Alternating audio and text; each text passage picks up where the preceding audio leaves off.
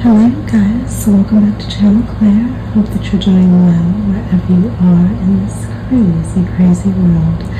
Now, as you can see, this is going to be another ASMR video of the Unexplained book. I have done a part 1 already, so if you want to check it out, feel free, I'll link it below. We're going to continue on through this book as promised, and we're going to crack it open now and see where we left off and see what other unexplained mysteries this book has in store for us. Let's get into it.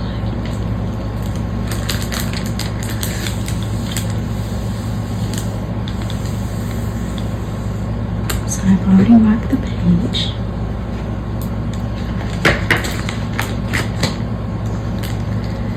This is where we left off.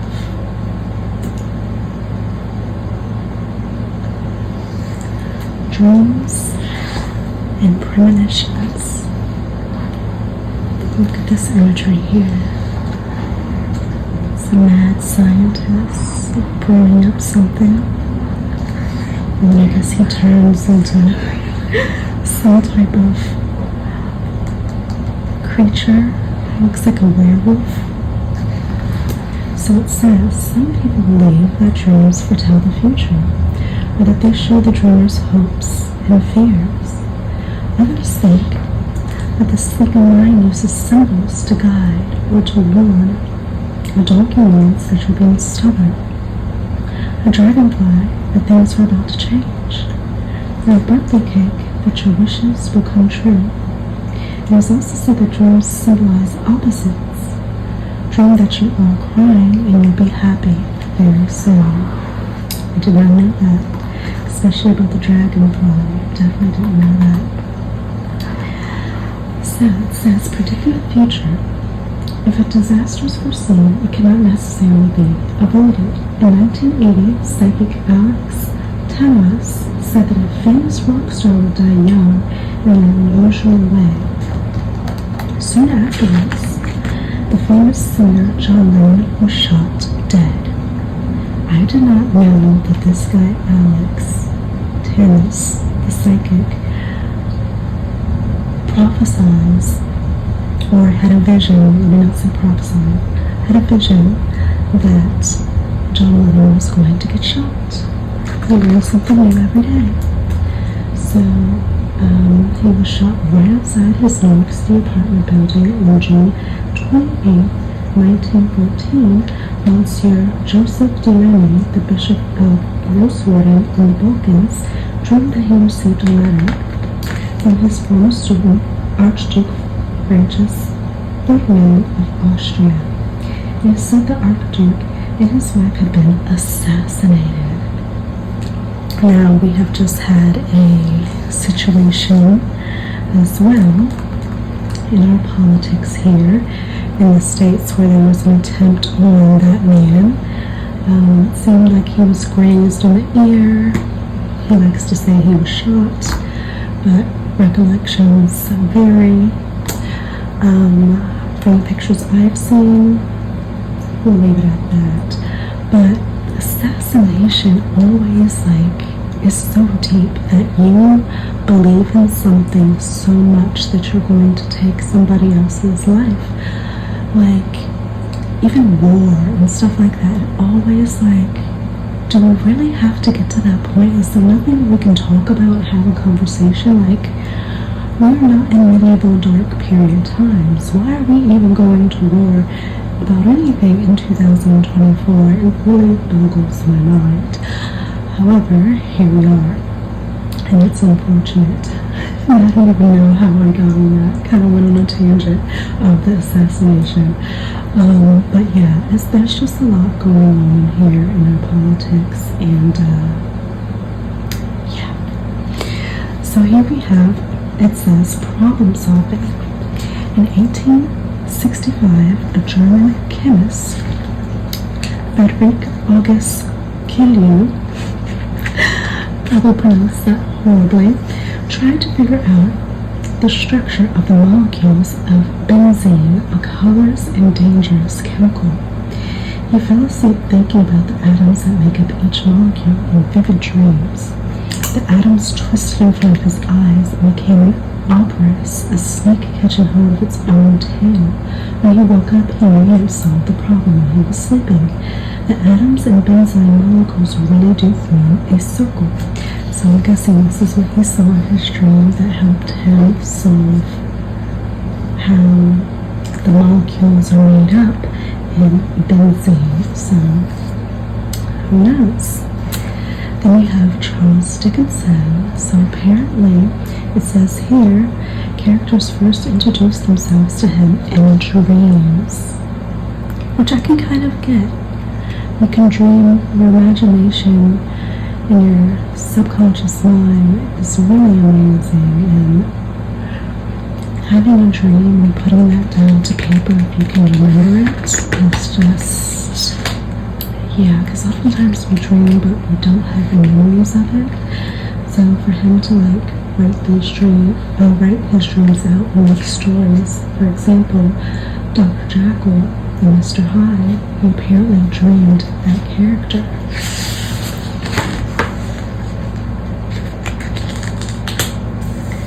Now this is talking about being able to bend and move objects with your mind, bending and twisting.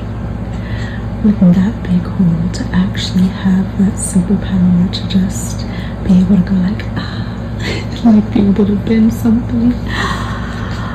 Apparently some people may have that gift.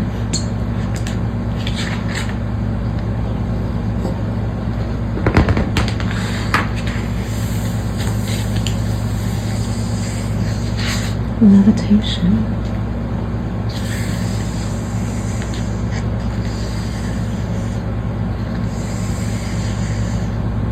I see here from the picture a lot of musicians, or magicians, not musicians, magicians, would like to use this act of levitation. And one of my favorite movies that had Edward Norton, and I believe that was Jessica Biel, The Illusionist. And when I think of levitation and anything mystic or spiritual, I think of that movie. And the twist at the end always gives me such satisfaction. So I recommend that movie if you have not seen it. The Illusionist with Edward Norton and Jessica Biel. A+.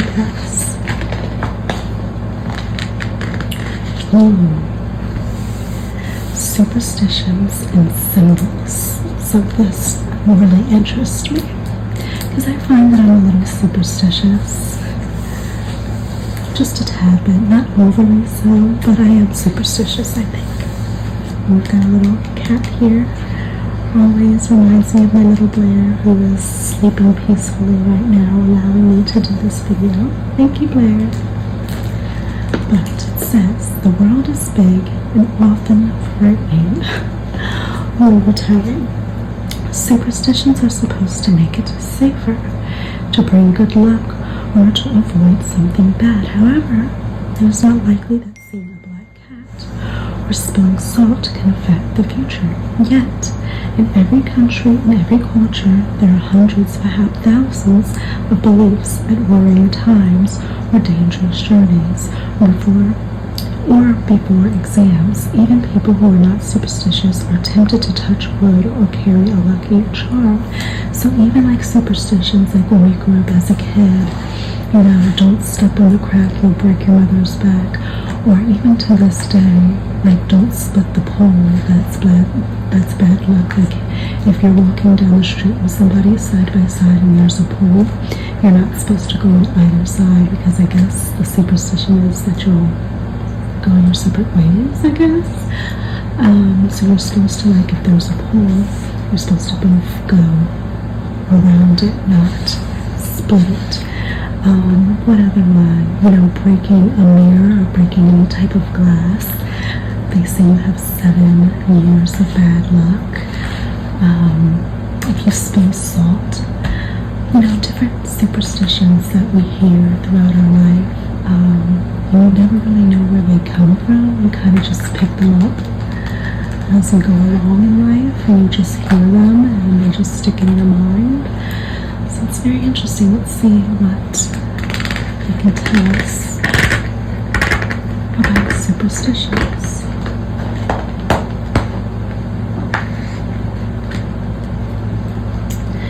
Fear of numbers. Oh. Friday the 13th. Apollo 13. The 13th floor.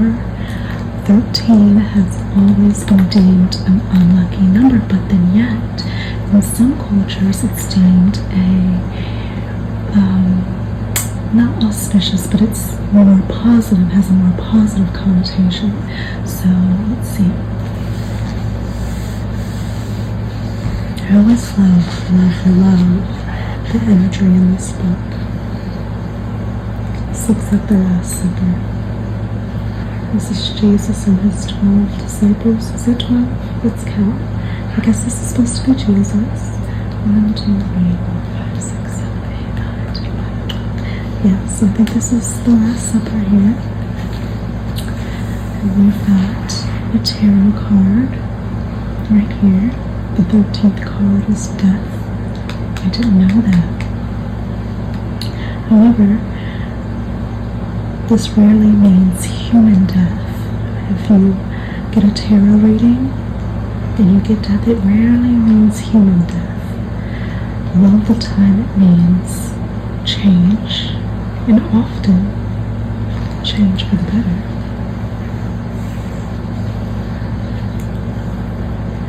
Friday the 13th, just give us a little knowledge,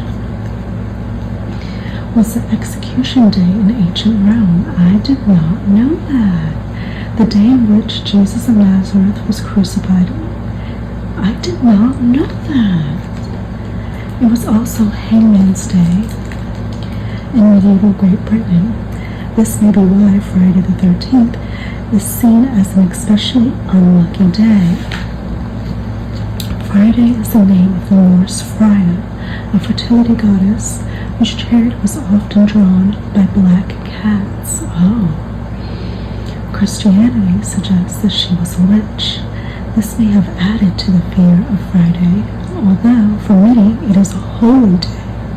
Friday is the day that Muslims go to the mosque, and Jewish Sabbath starts on Friday as well. Oh wow, I just learned a lot there. I didn't know Jesus was crucified on Friday the 13th. Is that what it's saying? Friday was the execution day in ancient Rome, the day on which Jesus of Nazareth was crucified. That's what it's saying. I didn't know that. The potency of color. What a colorful page this is. See this little drawing? See the man sleeping, little fairies. They're just talking about the symbolism of color. Red being powerful. They're saying green is unlucky, which I never really heard that. I've heard green as being of money or jealousy, but not unlucky. It says green is the color of nature and immortality. It appears on many national flags. So why is it considered unlucky throughout the UK and the US? The early record of this superstition is from the late 1700s and warns that wearing green brings death. Well, oh my goodness, I wear so much green. And green is actually my favorite color. My toes are green right now, metallic green. I rebuke that. I rebuke that. Contradictory yellow. Yellow is the color of the sun and so of life. I agree.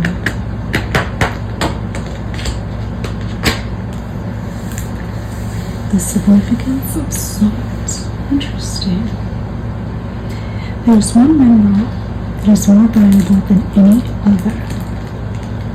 I remember back in the day that it was like super expensive and only like the very wealthy had salt or any kind of spices or seasoning. But it's so crazy how something that we see as so common was such a luxury back in the day, or something that was so regulated, or not a lot of people had access to it, whereas salt is salt. I mean, now they have Himalayan salt, Himalayan sea salt, Red Sea salt. They have all types of salt now. But I do remember learning in school how salt was very, very, very pricey, and it was very for the very wealthy. So it says, no musician could create a substance with more properties and is essential to life. It has 14,000 known uses. What? Salt? Including preserving, healing, fertilizing, cleaning, making medicines, dyes, cheese, and plastics. Roads were built to transport it. Wars were fought over it. It dissolves in water, but when the water evaporates, it reappears.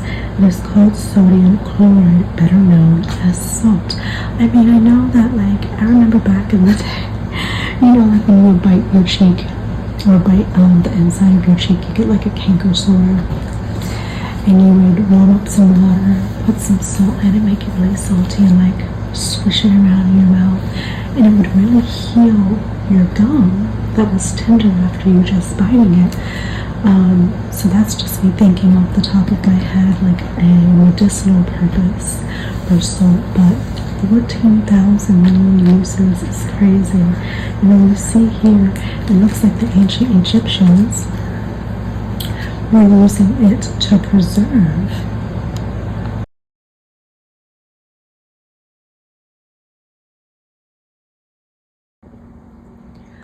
Hello you guys, it is actually a new day because I had a phone call, so I had to stop filming yesterday, but I am back today to do the second part of this ASMR Unexplained book flip through. So we left off here speaking about the ancient Egyptians and how they used salt to prevent bodies from decaying when they went to mummify them, which in itself, mummifying is such an intricate and deep process. It's so interesting to me. And the fact that the ancient Egyptians were so ahead of their time on so many aspects of life. But they figured out how to mummify and preserve a body. And of course, we have the pyramids over in Egypt, the Great Pyramids, and they figured out how to build those structures. And they go down and, they're deep dwellings that are intricate with beautiful imagery and hieroglyphic writing on the wall, and the colors are so vibrant. It always blows my mind when I think about ancient Egyptian. Like, I absolutely love it. So that's this imagery we see right here. But I was so shocked to know how many uses salt had.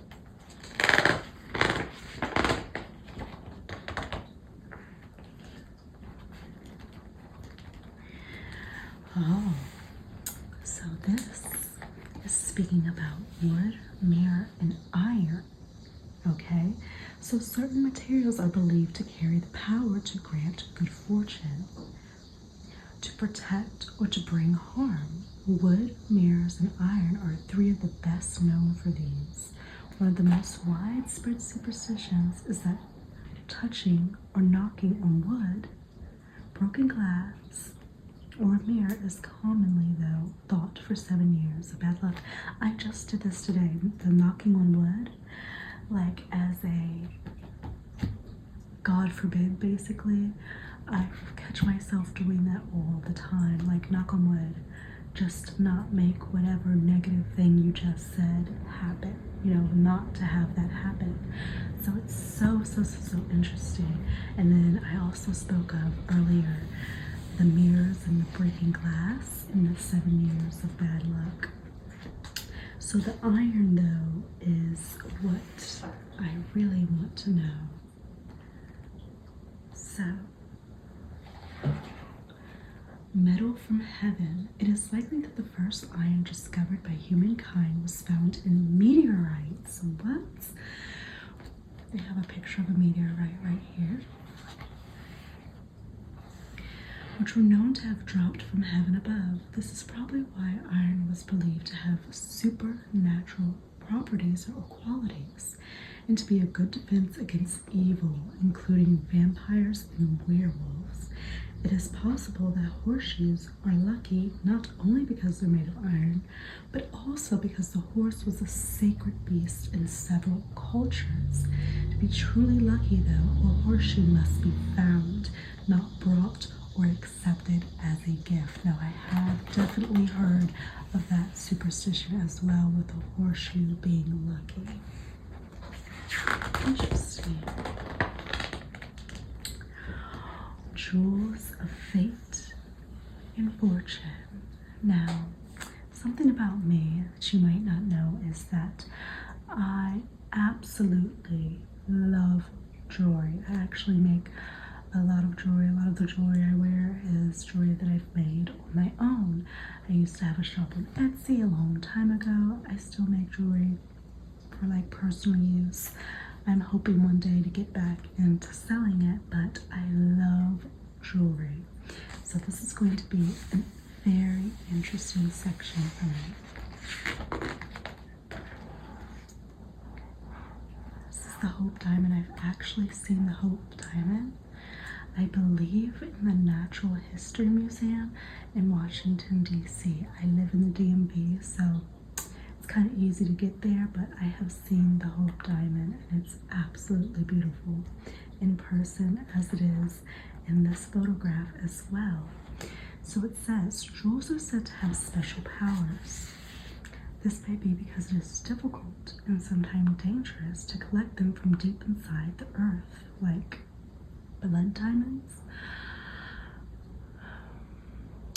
or under the sea. I did not know you could get jewelry or gems under the sea.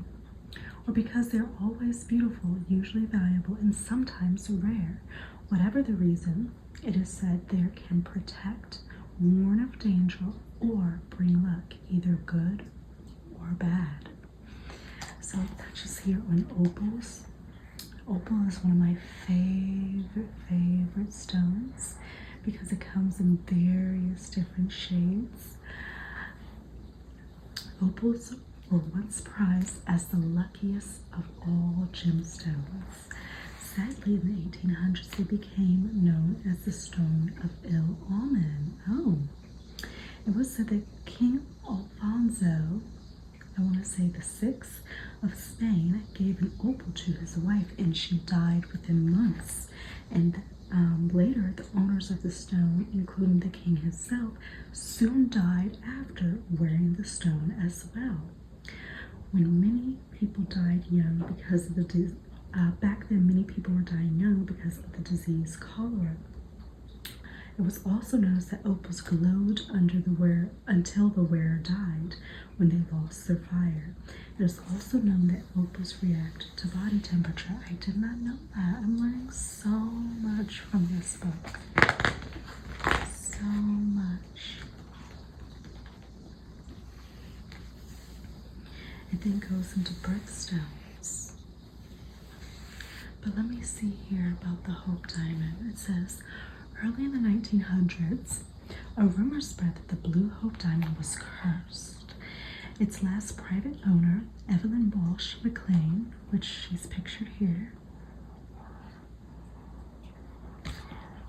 said that unlucky jewels were lucky to her. She and her dog, who often wore it as his collar. Could you believe a dog walking around with the Hope Diamond as his collar? What? That's when you know you have money. Apparently, she and her dog survived the curse. There are alternatives, I guess, to the birthstone, but below are the best known birthstones. Of course, January has the red garnet, which protects travelers. February has the purple amethyst, said to guard against drunkenness. For March, there is the pale blue aquamarine of the sea goddess. That's my birthstone. I do love the water too. April has the diamond, which looks like a pebble until it's cut and polished. May has the emerald. I love emerald. And June has the alexandrite, or the pearl. I did not know that was another name for a pearl, an alexandrite named for Tsar Alexander II. Once worn only by royalty. For July, there's the ruby, a talisman against evil. In August, there's the peridot, once called gem of the sun. September has the sapphire. For October, the opal. For November, the yellow topaz. And for December, the turquoise, imported from Turkey. I wonder what your birthstone is. Some people don't like their birthstones, you know. I completely understand it, but let me know what your birthstone is and if you like it.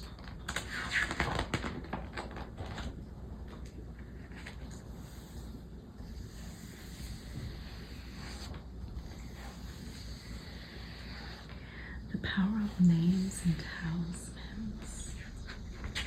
This looks like the Titanic here. The story of the Titanic always saddens me. My gosh, all of the people who lost their lives that day. Could you imagine being on that vessel, on that boat, as it went down, knowing that you probably weren't going to make it off? Insane. Curses and jinx.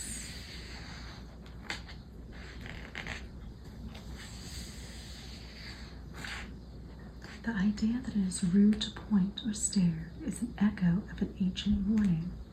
Pointing is often an essential part of giving a curse. That's why, like, you go like this, like you're in an argument with somebody, and you may hear somebody be like, "Don't point at me, don't put your finger in my face." Maybe that's where it's come from. A fixed stare could be delivering something known as in most countries and still feared in many as the evil eye. Now, I love the evil eye symbol. I have it like on jewelry. I have it when you first come into my home just to ward away any negative energy, anybody who doesn't have good intentions towards me. I don't want them in my space. So definitely love the evil eye symbol, but if you're fixing a stare with somebody, if someone's staring at you in a very intent way and their facial expression looks concerning, then it's potential that they could be giving you the evil eye. This can be deflected by a mirror, a polished shield, or an image of a single eye. Protection from curses and jinxes is more complicated. I was flipping through and I did see this section of the lore of cats. And of course this piqued my interest because I have my own cat, baby Blair, as I've mentioned many times. But before I end this second part of the Unexplained ASMR flip through, I'm trying to keep videos at 30 minutes just to help with uploading processes, but I hope to have longer ASMR videos coming soon. But let's see the lore of cats. Do cats bring good or bad luck? Today opinions differ, yet in most of the world, for most of the time, cats have been loved and honored. Thai legends tell of cats guarding temples. In Japan, in AD 999, the palace cats were treated like princes. Prophet Muhammad of Islam cut off the sleeve of his robe rather than disturb his sleeping cat. I feel like that sometimes. I'm like, Blair will be sleeping, but I'm like, if I know if I move, she's gonna get up. I'm like, I really have to pee though, but I don't want her to move because she looks so peaceful. So I sit there a little bit longer just so she could be in peace. Only in the medieval Europe was the cat regarded as evil, because I believe even in ancient Egyptian times, cats were very much a prominent fixture in their households as deities, spirituality, and all of that. The sacred cat. For thousands of years, humankind's greatest enemies were neither wolves nor snakes, but were the mice that ate food supplies and carried diseases. The early Egyptians noticed wild cats hunting mice and encouraged and tamed them. When they saw that as well as killing mice and snakes, they were beautiful and were good mothers. In homes, they were loved. In temples, they were worshipped as sacred creatures. At first, they belonged to the sun god. Later, they were associated with the goddess and the moon, with goddesses and the moon. Like the moon, their eyes shine from the dark, and their pupils can change from round to crescent shapes. Cats keep their special place within the Greek, Roman, and Norse mythology as these beliefs spread. Bastet of Egypt, the Greek and Roman moon goddess, Artemis and Diana, the Norse Freya, whose chariot was drawn by two black cats, were fierce huntress, also protected women, especially mothers and children. This might seem to be a contradiction until you consider the nature of a cat. I completely understand that. I feel like my little Blair protects me, she loves me, she's here, she's sitting right here beside me as I do this. They are the sweetest companions. They're so intelligent yet independent. I love cats, and I never thought I would be a cat person. I truly never thought I'd be a cat person, but yes. Oh, here we go. Black and white superstitions surrounding cats. There are too many to list, but the idea that it's either lucky or unlucky for a cat to cross a person's path is widespread. Black cats are lucky in some places, including the UK, Australia, and parts of North America. I happen to have a little black cat. And white cats are unlucky in other parts of North America and many European countries. It is the other way around. In the Russian Federation, blue cats are lucky, and in France, it is especially lucky to find a black cat with one white hair. It is said that a black cat in the house would ensure that a sailor or fisherman comes home safely. Very cool. So from there, the book goes into the magic of trees and flowers. We have quite a bit more of this book, so I will be back with more information. I feel like I've learned so many little interesting tidbits and facts from this little book, and I hope that you did too, and I hope that you enjoyed this ASMR flip through, and I will see you guys in another one. And I hope that you have a wonderful, wonderful evening.